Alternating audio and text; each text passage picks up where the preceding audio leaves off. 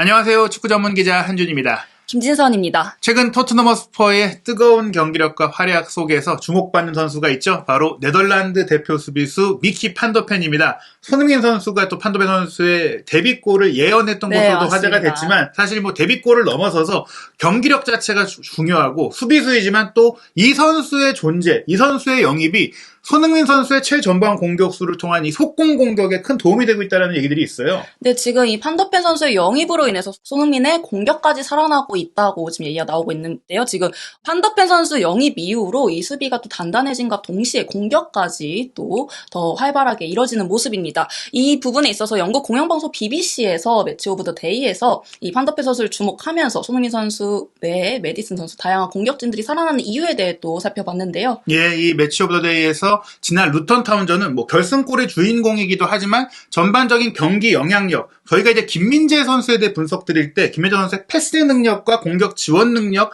빌드업 능력을 강조했었는데 지금 판더펜 선수가 거의 이제 토트넘의 김민재다. 그죠? 이런 역할을 하고 있는 거거든요. 그 부분을 이제 프리미어리그의 레전드 출신, 선수 출신의 이제 패널들이 BBC에서 분석한 내용부터 살펴보도록 할 텐데요. 게리 리네커, 프리미어리그 레전드고 데니 머피, 이안 라이트까지 출연을 해서 얘기했는데 어떤 얘기들이 나왔나요? 올 시즌 토트넘 공격진에 대해 원래 이야기가 많았는데 이제 판더펜에 주목을 하면서 수비진에 관해 특히 판더펜과 로메로에 관해 이야기를 나눴습니다. 머피 같은 경우는 전 토트넘 리버풀 미드필더 출신인데요. 토트넘이 오랜 시간 요 중앙 수비, 센터백에 대한 고민을 많이 안고 있었는데 이번에 드디어 완벽한 조합을 찾아냈다. 로메로 판더펜은 이전에 토트넘에서 볼 수 없었던 안정감을 가지고 있고 이는 팀 전체의 안정성을 제공하고 있다. 이 두 선수는 완벽한 파트너다라고 이야기를 했습니다. 일단 안정감에 있어서 볼을 다루는 안정감을 얘기했는데요. 포스테코글로 감독이 이제 과르디올라 계열의 감독이잖아요. 그렇죠. 후방 빌드업, 공을 소유한 지배적인 축구를 하기 때문에 사실상 이제 센터백들이 미드필더처럼 공을 잘 차야 된다. 물론 이제 공을 잘 차는 면에 있어서는 본래 미드필더 출신인 에릭 다이어도 그나마 강점이라면 이제 패스 능력이나 뭐 이제 킥 능력이 있었어요. 예. 그런 거 맞죠? 예.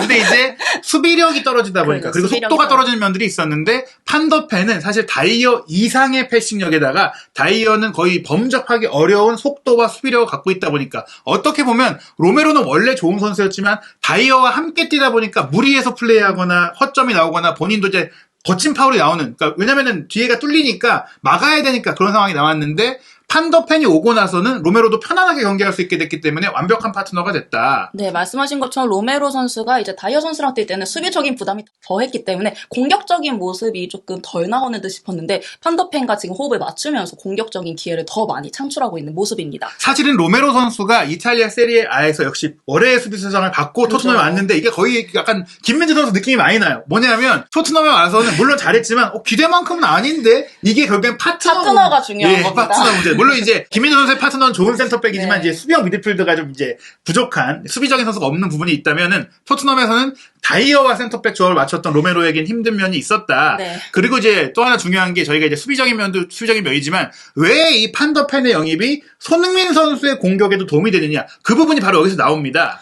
네, 판더펜 선수가요, 지금 보시면 이 빌드업 과정에서 한 번에 롱패스로 정확하게 손흥민 선수에게 롱패스를 전개하는 것을 보실 수 있습니다. 이로써 손흥민 선수가 곧바로 앞쪽에 연결을 했고 슈팅까지 가져가는 이 공격 상황을 만들어 있었거든요. 네, 여기서 이제 판더펜이 최후방 수비수인데 최전방 공격수인 손흥민 선수에게 대지를 가르는 전진 패스를 줬고 이 공을 받은 손흥민 선수가 포로에게 공을 주고 다시 받고 이제 이어지면서 포로가 이제 골키퍼와의 1대1 상황에서 슈팅을 했는데 무산됐던 장면. 저희가 이제 리뷰 영상에서는 포로와 손흥민 선수의 2대1 패스만 소개해드렸지만 기점은 판더펜이었다. 그러면서 이제 데니 머피가 이 장면에 대해서도 확신 있는 플레이를 했고 안정적인 플레이를 했고 라인을 따라서 단 한 번의 패스로 공격을 진행시켰다. 이게 중요한 것 같아요. 단 한 번에 주니까 속공. 그죠. 빠르게 이제 공격을 전개시킬 수 있는 부분이고요. 이거는 판더펜 선수의 이제 판단 능력도 굉장히 높이 살 수가 있는 부분이죠. 예. 그리고 이 선수가 패스뿐 아니라 이제 운반 능력, 직접 돌파 능력도 갖고 있잖아요. 네, 판더펜 선수가요, 롱패스뿐만 아니라 직접 볼을 끌고 올라가서 공격에 가담하는 모습도 보였습니다. 박스 근처까지 올라가서 이 사이드 쪽으로 패스를 보냈는데요. 패스를 전개받은 히샬리송 선수가 곧바로 이 손흥민 선수에게 내줬고요. 손흥민 선수는 또 뒤에 오는 메디슨 선수에게 내주면서 직접적인 슈팅 기회까지 만들어냈습니다. 네, 지금 장면도 전술적으로 뛰어난 게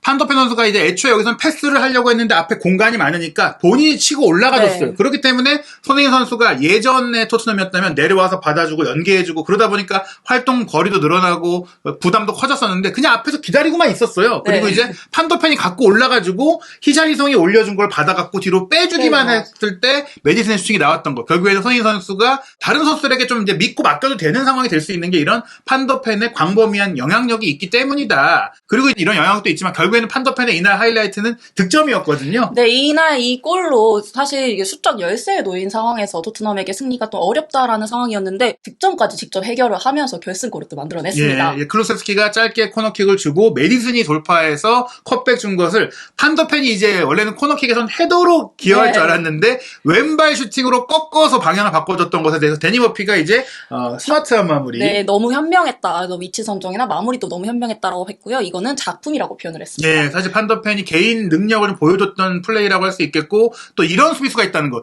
패스도 되고 돌파도 되고 득점도 된다. 이건 거의 뭐 미드필더나 공격수 역할까지 할 수 있다는 것인데 하지만 사실 판더펜의 최대 강점은 역시 수비라고 할 수 있겠는데요. 이 장면이 정말 대단했어요. 네, 이 판더펜 선수는요, 굉장히 빠른 스피드를 가진 선수로 유명합니다. 따라서 이 선수가 아무리 높이 올라온다 한들 이 부담도 적은 이유가요. 이 선수는 충분히 얼마든지 스피드로 다시 또 뒷공간 커버가 가능한 선수니까요. 이 장면도 보시면 이 빠른 스피드를 살려서 이 선수를 단숨에 제압하는 모습 보실 수 있겠고요. 적절한 이 태클로 이제 공격을 끊어내는 모습 보였습니다. 예, 그러면서 데니 머피가 이제 이보다 더 좋은 센터백은 기대할 수 없다. 이렇게 완벽한 수비를 할 수가 없다. 즉, 이 경기만 놓고 봤을 때는 판더펜이 현재 뭐 세계 최고의 센터백 수준의 경기력을 보여줬다. 왜냐하면 못한 게 없으니까. 못한 게 그죠. 있어야지 뭐 감점을 할 거 아니에요. 뭐 굳이 비교를 한다면. 공수 밸런스를 다 잡아준 경기라고 할 수 있겠습니다. 그리고 이제 판더펜 선수가 사실 이제 이렇게 활약을 하는 과정에는 로메로의 활약도 있는데 로메로도 이제 본인의 역량을 습분 발휘하고 있고 그 과정 속에서 역시 로메로 선수가 바로 손흥민 선수의 기회를 연결해주는 그러니까 이제 판더펜뿐 아니라 로메로까지도 속공 공격에 있어서 후방 플레이메이킹이 되고 있다는 그런 얘기죠. 네, 지금 로메로가 아무래도 판더펜과의 호흡을 맞추면서 수비 부담이 조금은 덜었잖아요. 다이어 때보다. 이러면서 좀 더 공격적인 모습이 많이 살고 있는 거예요. 로메로의 강점이 잘 드러나고 있습니다. 이 강점을 통해서요. 손흥민 선수에게도 공격 기회가 많이 찾아오고 있고요. 이 로메로 선수가 한 번의 긴 크로스를 통해서 손흥민 선수 반대측 공격 전개를 해주고 있고요. 이는 또 손흥민 선수에게 곧바로 슈팅 기회로 연결이 되기도 했죠. 예, 로메로의 롱패스를 메디슨이 헤더로 떨궈주면서 손흥민 선수가 받아서 슈팅 가져간 것 비록 빗나가긴 했지만 앞서 보여드린 대로 손흥민 선수가 뭐 키패스를 연결하거나 슈팅을 한다거나 주고받으면서 상대를 무너뜨리거나 이런 과정에서 앞에 기다리면서 이제 슈팅을 전개할 수 있는 말씀드린 대로 활동을 많이 하지 않으면서도 체력을 세이브하면서도 그렇죠. 결정적인 기회를 맞이할 수가 있는 게 판더펜과 로메로가 높이까지 올라와줘서 수적으로 공격 숫자를 늘려주기 때문이고 머피도 이런 얘기를 했어요. 측면에서 공격할 때 로메로 같은 센터백이 패스를 내준다면 언제든지 상대를 예. 위협할 수 있다. 예, 그렇게 손흥민 선수에게도 기회가 왔다라는 것. 판더펜과 로메로의 발끝에서 손흥민 선수가 이제 공을 받아서 공격할 수 있다는 것 자체가 공격 속도가 빨라졌다는 얘기인데요. 이러한 성과가 사실 지금 토트넘의 순위에 있다고 봐야 될 것 같아요. 네, 지금 토트넘은 8경기 무패를 달리면서 1위에 위치했는데요.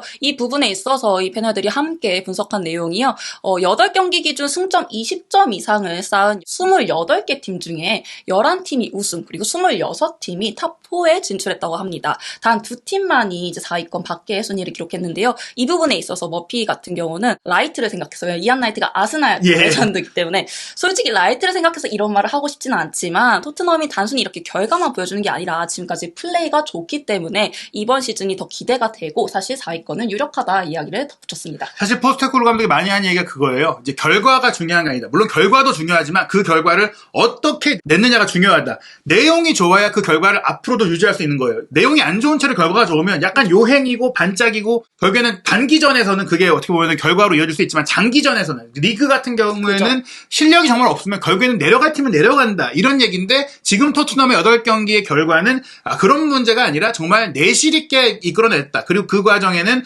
판더펜의 영입이 굉장히 큰 효과를 내고 있다. 즉 다이어가 안 뛰는 게 토트넘에 큰 도움이 되고 있다는 것인데 판더펜 같은 경우 정말 아직도 어리고 이제 본인의 꿈을 하나씩 이뤄가고 있는 것들이 화제가 되고 있어요. 네, 과거 2021년 인터뷰가 다시금 화제가 되고 있습니다. 판더펜은요, 인터뷰를 통해서 국가대표팀에서 뛰는 것, 그리고 챔피언스 리그에서 뛰는 것, 좋은 리그, 좋은 클럽에서 뛰는 세 가지를 자기는 꼭 이루고 싶다 했는데요. 사실 좋은 리그, 좋은 클럽은 한 가지 이뤘다고 볼 수가 있겠죠. 예, 여기에 챔피언스 리그도 지금 말씀하신 지금까지 초반 8경기 성적을 냈던 팀들의 역사를 보면 충분히 내년엔 도전할 수가 있고 사실 판더펜 선수가 분데스리가에서도 이미 잘했기 때문에 기대를 받았지만 현재 뭐 유럽 리그 랭킹 1위인 프리미어리그에 왔고 또 현재 프리미어리그 1위를 달리고 있고 토트넘에 와서 사실 이 선수가 예전에 네덜란드 21세 이하 팀의 주장이었거든요. 네, 맞습니다. 처음으로 성인 대표팀까지 선발이 됐습니다. 그리고 이제 루턴 타운전 세부 기록을 보면 여러모로 이제 김민재 선수가 떠오르는 압도적인 완벽한 기록이에요. 공수에서 완벽하다고 볼 수 있는데요. 이 90분 동안에요. 득점은 물론 이제 공격, 수비 모두 특히 볼 경합에서도 100% 성공률 보였고요. 이날 이 경기에서 가장 높은 패스 성공률을 보인 선수입니다. 68개의 패스 중 64개를 성공해서 94%의 정확도 패스를 보였고요. 터치도 78회 가져가고 공격 지역에서 패스가 7회 그리고 정확한 롱 패스 또 67%의 정확도를 기록하기도 했고요. 사실 수비적인 부분에서도 태클 100% 성공 보였고요. 걷어내기, 뭐 클리어링 모든 방면에서 사실 이 선수의 스탯만 보더라도 완벽했다고 평가할 수 있겠습니다. 리커버리 6개, 이제 슈팅 정확성까지도 이제 50%를 기록했으니까 정말 어디 못난 곳이 없다. 그러다 보니까 사실 판더펜 선수가 마침내 프리미어리그 입성 후 처음으로 주간 베스트에도 선정이 됐어요. 네, 아마 이번 주 판더펜 선수 굉장히 기분이 좋을 것 같은데요. BBC 프리미어리그 2주의 팀에도 선정이 됐고요. 그리고 공식 프리미어리그 주간 베스트에도 선정이 됐습니다. 예, 그런 가운데 사실 이제 많이 화제가 됐던 게 손흥민 선수가 이제 경기장 가는 버스 안에서 너 오늘 데뷔골 넣게 될 거야라고 예언했고 그 기운을 받아서 골을 넣었던 것을 또 공식 인터뷰에서 밝혔던 것인데 손흥민 선수가 결국엔 이제 분데스리가에서 넘어온 어린 신입생을 좀 잘 적응시키도록 도움을 주고 있다. 그런 얘기들이 있는데 이걸 본인이 또 얘기했다고요? 네, 직접적으로 인터뷰를 통해서도 손흥민 선수의 애정을 드러냈는데요. 이 주장은 필드뿐만 아니라 필드 밖에서도 진정한 주장이어야 한다고 생각을 하는데 필드에서 분명하고 직설적이고 경기에서도 모두 응원하고 선수들을 복도와주는 거. 이것이 바로 손흥민